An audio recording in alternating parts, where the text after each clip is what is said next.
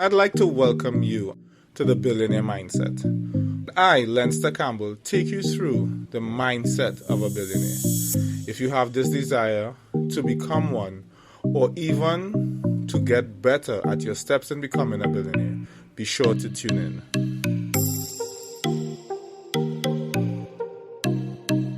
Mr. Leinster Campbell from Len Capital. How are you, sir? I'm great.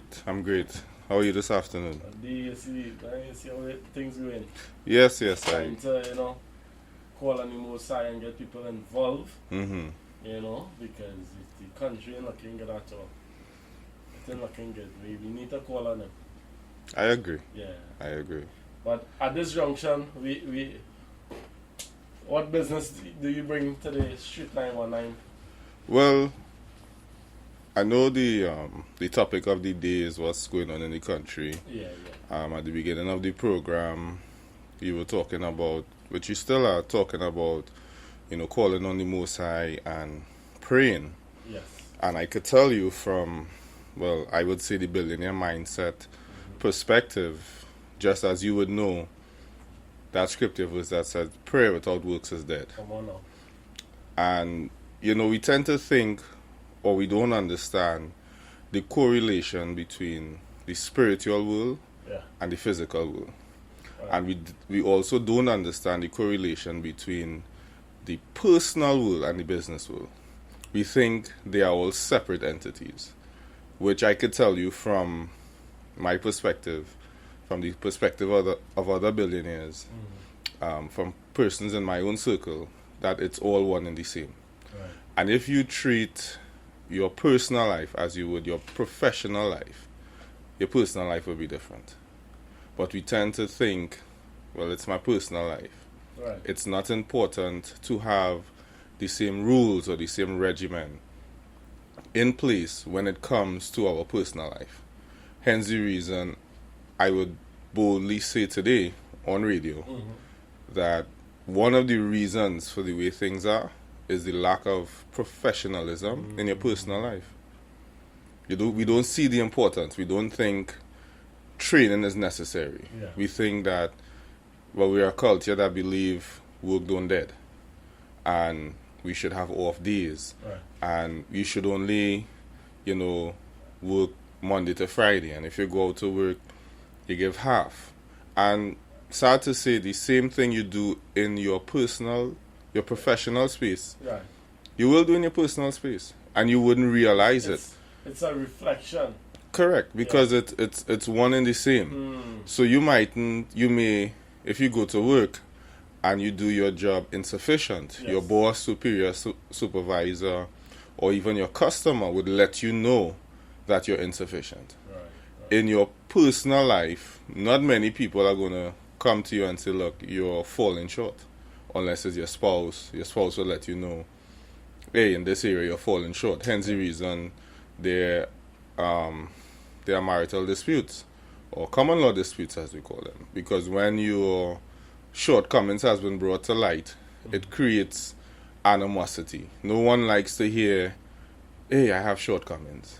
No one likes to hear of the downfalls that they have.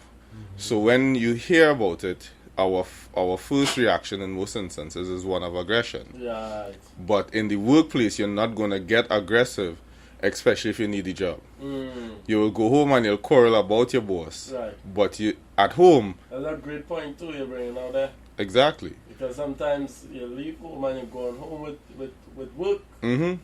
You're going home with that frustration, that anger. Correct. Because you wouldn't... you'll hear persons say, look, I tell off my boss. But I'm 100% certain that wouldn't last for very long. Right. And then if you have a boss like me, that don't happen at all. Because there's only one place if you decide to tell off your boss where you would end up. Right. Because whatever I'm the saying gate, to you, of course, I'll do everything, not just the gate. Yeah. So if you believe, look, I'm going to tell off my boss and that's it, you find another job. In your personal space, it's not so easy. You can't just pick up another wife, pick up another child, pick up another mother or father or another sibling. It's not that simple. So you have family disputes, That's why the courts and the lawyers make all of this money. Because we don't understand that if we were to put that same emphasis as we would in our personal space, things would be different. And it's charity begins at home, as I always say. And ends abroad. Yeah. Right? My dad will always say to me, professionalism is a lifestyle. Persons think I am lend capital when I'm on the radio, when I'm at the office. Yeah. No. Across the board. All the time. I'm always lend capital. And even if I fall short for whatever reason, because I'm always lend capital, I'm always striving to be better at that particular situation. Yeah. And not allow that shortcoming to happen again. So that would be my take on it. That we need to approach it from that mentality as if it were a business. Yeah. And if you think about it, in your own personal space, I know you have a fiance, not married yet, right? Not married yet. Not yet. Not yet. But if you have certain scenarios that you all have difficulty, which every couple does, it's a normal part.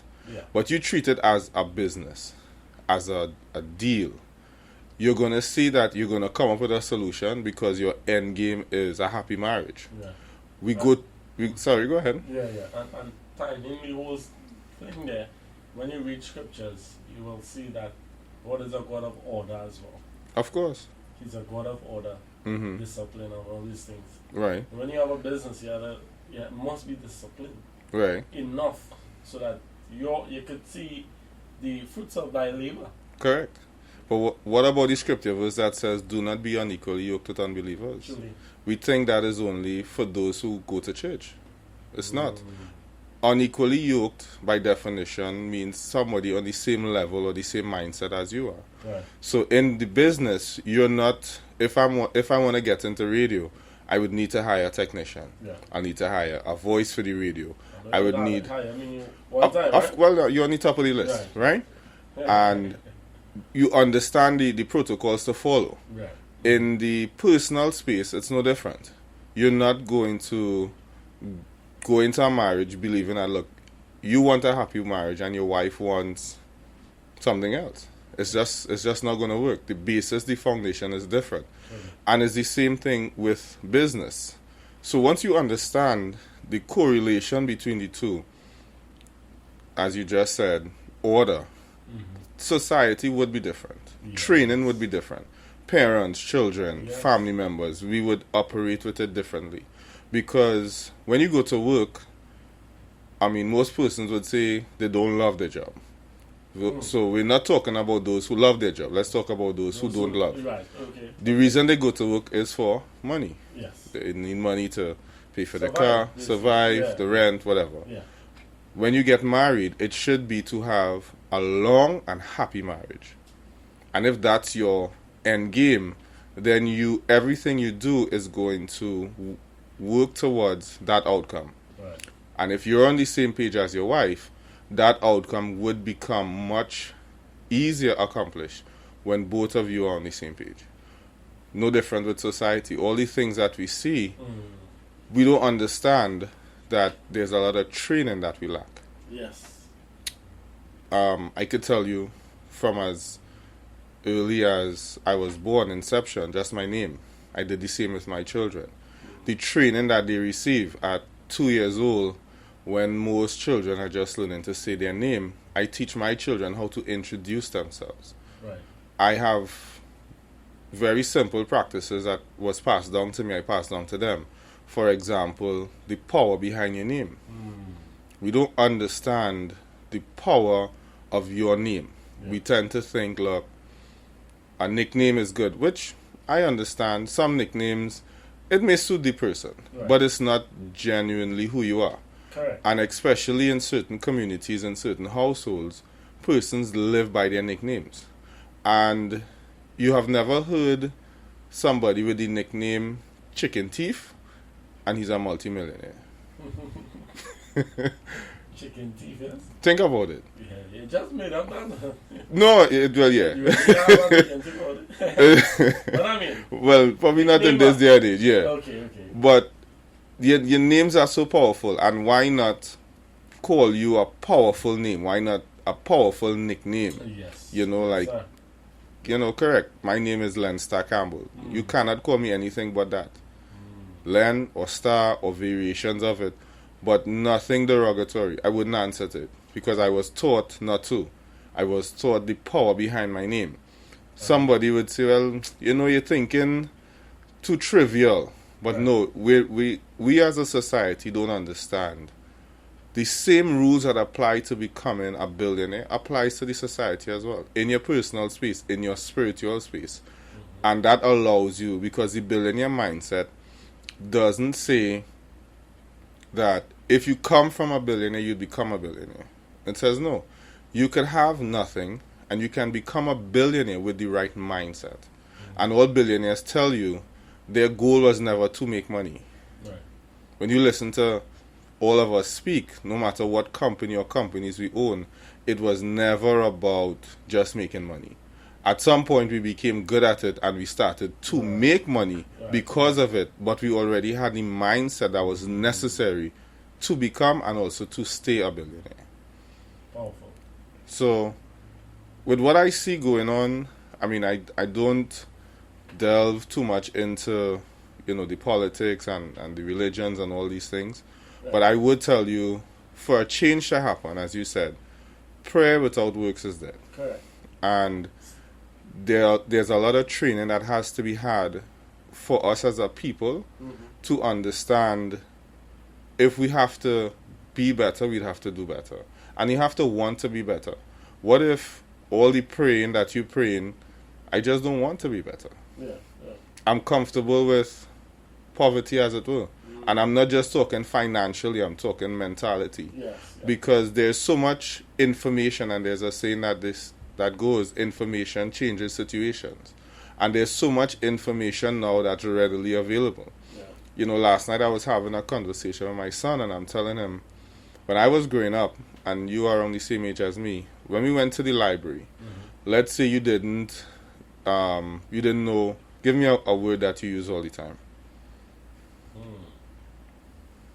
Any word, it doesn't matter.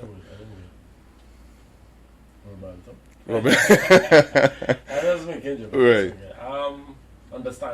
Understanding. So if you go to the dictionary as a child and you don't know that the word understanding starts with UN, and you search the dictionary under S, you'd never find the word. Right. I get your point. You'd have to probably go to the library assistant and ask her how to spell understanding. Yeah. And she will tell you, well, look under UN for you to find it. Yeah. But what if she doesn't know how to spell the word understanding? You're not going to find it. With technology now, or the information that's available now through Google and YouTube, you can hit the mic button and say the word understanding and you'll get that in any language. Yes. It's going to come up. So true. It's going to give you the translations in English, Spanish, all the different languages. The definition, how to use it in a sentence. You can probably even watch videos of people using the word. Yes. Truly. But we are a people that prefer not to watch that and then complain that there isn't enough being done by this particular party or this particular entity or this particular body. So I would say to you, where your prayers are concerned, if we as a people aren't ready to adopt a billionaire mindset, you're just wasting your prayers.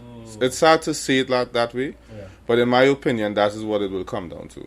Because if you're not willing to do something with the prayers after you've prayed, let's say you wanted a job on the radio station, no matter how much you prayed, if you didn't go to the school that you went to, got the training that you did, even if you were willing to do it for free, and you didn't do that training, you couldn't work at the radio station. Sure. And then if you prayed, did the training at the radio station, never showed up here for an interview, or never applied for a job, you wouldn't work here. And it's no different in all aspects of life. It come like saying faith without works is dead. Yeah, well, faith without works is dead. And that's the thing. We often think that prayer works by itself. We think that works work by itself, right? As they say, prayer without works is dead. But faith without works is dead as well. Correct. Faith is what you do after you pray. So you prayed that you're going to get the job. You have the faith the faith comes in is what I talked about just now, going to school Truly. or going to a radio station and willing to work for free to get the training. Having the faith that when you apply, you're going to get the job. Or maybe after a couple applications, you would get the job. And then when you get the job, you don't just come here and sit down and say, well, all right, I reach. Yeah. And that's what we tend to do. So because your goal was only to get a job at the radio station and no more. So you reach here and you're slacking off and I'm like, Robert, what's going on with you? Yeah. But your goal in life was only to get a job at the radio station. So you now have to set another goal. Maybe it's to climb the ladder at the radio station. Maybe it's to be, let's say, the technician. I'm not sure. But I know in some instances there's Tech 1, Tech 2, Tech 3. And your goals is now to become Tech 3, if that's the highest. And you find your work ethic would become different. And it all goes back to the billionaire mindset, that prayer without works, which is the faith, is dead. So you pray, you have the faith, and then you go out and you actually do the work. And with society, it's the same thing. As sad as it is, if we don't have those three parts of it, you can play gospel songs from now until Jesus Christ returns, or whoever you believe in. It's the harsh reality that I prefer to bring today. Come on. And if you disagree, you can let me know that you disagree. No. But I stand by faith without works is dead. I also stand by the principles of the Most High. You know, the Bible talks about doers of the work. Yeah. You know, doers of the work. Well, right. It also speaks about you have a zeal to worship Him, but not according to knowledge. And all these different things. Yeah, and you see, because of translation again, we tend to translate things differently. There's a quote my dad and I share all the time where we say, you're so heavenly minded, you have no earthly value. So you may think that praying without ceasing for the entire day is going to get you to where you want to go, but you would not come out and give knowledge. Let's say, for instance, you're a Tech 3, you're the highest tech, and you see a young person come in, and you realize that he has the potential to be good, and you would not say anything. And he may come to you and ask for advice, or he may not, but you would say, look, I'm not saying anything to him.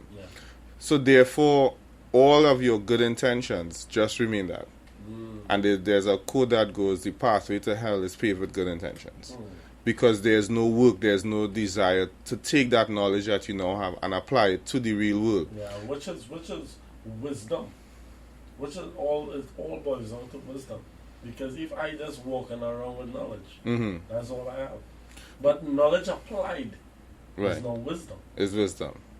Would you agree with that? I agree. I've heard that before, and it's correct. It's like having a computer or a car. If you don't start the car, put in the right gear, car goes nowhere. It cannot go anywhere. And you could have the most expensive car. Well, now they have cars that you could talk to, but it still can't read your mind. You still need to apply some sort of effort to it. You still need to apply some sort of knowledge, know-how, in order to get the vehicle moving. And I think that is what it takes.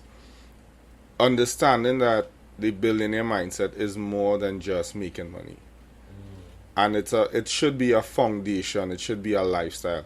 The billionaire mindset it's a mindset. And that is what is required for us as a people, us as a nation, to move away from these situations and move on to bigger and better things. You know, and if you look at these situations, sometimes, as I said before, from a business standpoint or professional standpoint, as it were, sometimes the decisions we make personally, we wouldn't make them. If it was our job, if we didn't do something or we did the wrong thing and it would affect our salary, we wouldn't do it. But because it's in our personal space, it's like, you know, we're not too bothered. We don't really care. It's like whatever. And then that same attitude, temperament is now being transferred to the workplace. Hence, you have all the issues you have in the workplace. I remember going to school. For me, when I passed it, wasn't SC, it was common entrance. It was a sense of pride to go to the school of your choice. And even if you didn't go to the school of your choice, to still go to secondary school. Yeah, that was a big accomplishment. A big accomplishment. Yes. And I wore my uniform with pride. I took my time, I ironed my shirt. Yeah. I went to school, my bag was always properly well packed. I mean, I wasn't a perfect student because I used to be late almost every day. Yeah. But, yeah, hot sun. I don't like hot sun ever since. But I know you're not fighting in school, right? No. That was...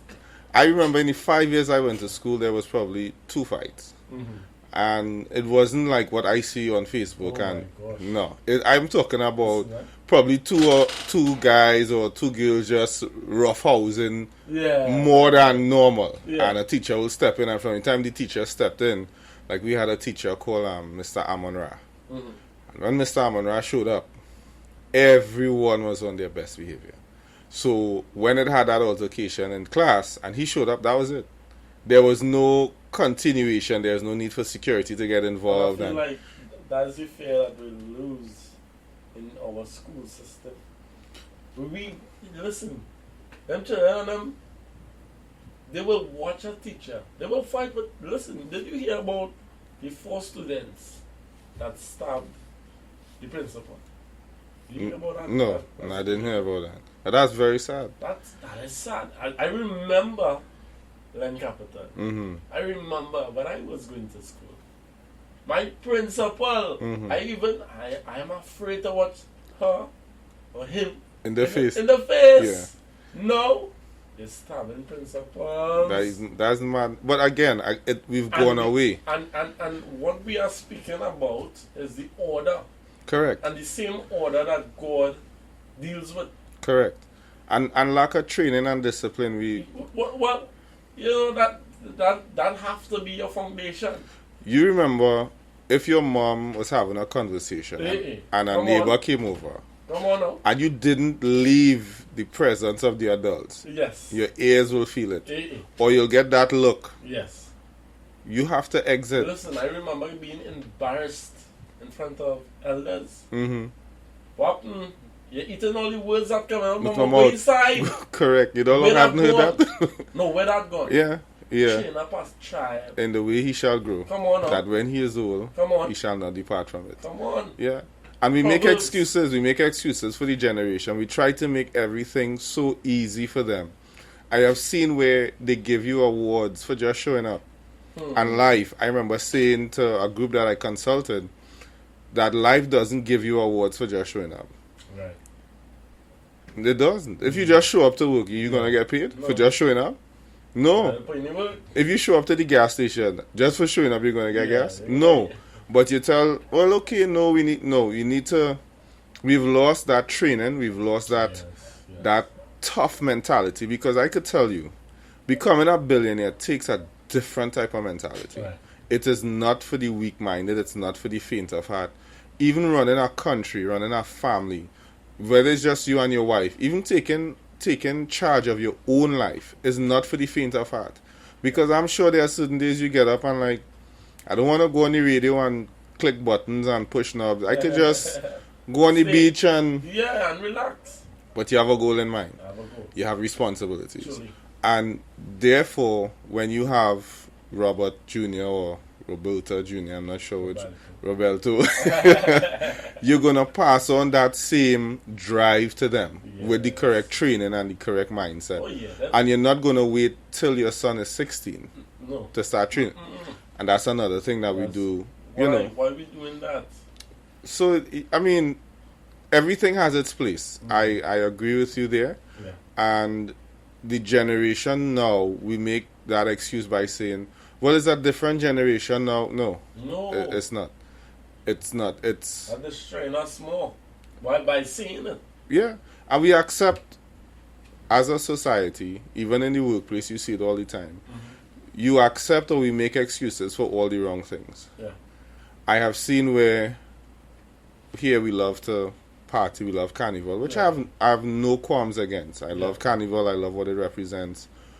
But we would go fete after fete after fete and then go to work. But if you were told to work morning shift and night shift, you're upset. So then don't be upset with your boss for reaching where he reaches. That's how I look at it. I have no... You want a FET? Great. Right. That's your choice. But life is going to give you what you put in. Right. If you put in the hours, it's going to give it back to you. And if you decide to choose a certain path, that's the path you're going to end up on. And that's what we're seeing now with the way things are happening in the society. It's sad. People would be crying all over the place until taking a stand, I would say, is not enough. Which is why, personally, I will tell you, I don't like protesting. Right. Because that's just signs. What are we actually going to do? What measures are we going to put in place? Are we going to start training our children a simple thing to say their names with pride? Yeah. You know, when in the olden days, like I would say, my name is Leinster Campbell, son of. Respect. And you, Honor. exactly, you Yes. understand. Even now, I understand that I am the product of my father and my mother.